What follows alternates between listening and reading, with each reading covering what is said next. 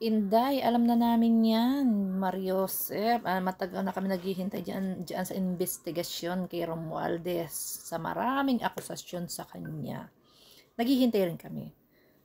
Ang sagutin mo yung akusasyon sa'yo, yung confidential mo, yung mga ghost student mo, yung mga peking certificates mo na ginamit, yung mga chichirya mo, yung smuggle na sangkot ang iyong kapatid, yung overprice sa Parmali ng iyong tatay.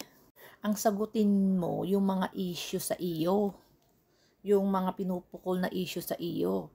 Huwag mong ibahin ang usapan, iba ang problema. Iba ang issue ng kay Romualdez. Kahit kami pinupush namin yan, matagal na yung akusasyon na yan. Hanggang ngayon walang naglalakas ng loob. Panahon pa yan ng tatay mo. Umuugong na yan. Yang mga issue kay Romualdez. Bakit nung panahon ng sa tatay mo, hindi nyo inano yan, no? Dapat sinampahan nyo ng kaso. Dapat pinaimbestigahan nyo kasi that time na kayo yung nasa power. So, ba't di nyo pinaimbestigahan si Romualdez? Kung malakas ang mga ebidensya mo, may pa-smuggle ka pa. Kahit naman kami, naghihintay kami dyan. Maraming gusto.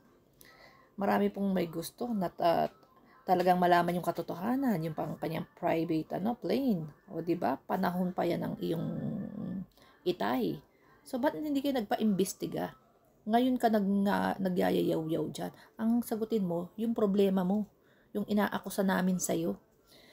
Yung hindi mo masagot-sagot hanggang ngayon. Ayaw mong sagutin. O talagang wala kang kasagutan dahil hindi mo alam kung saan mo dinala yung taxpayers' money. Hindi mo kayang ipaliwanag yun ang totoo.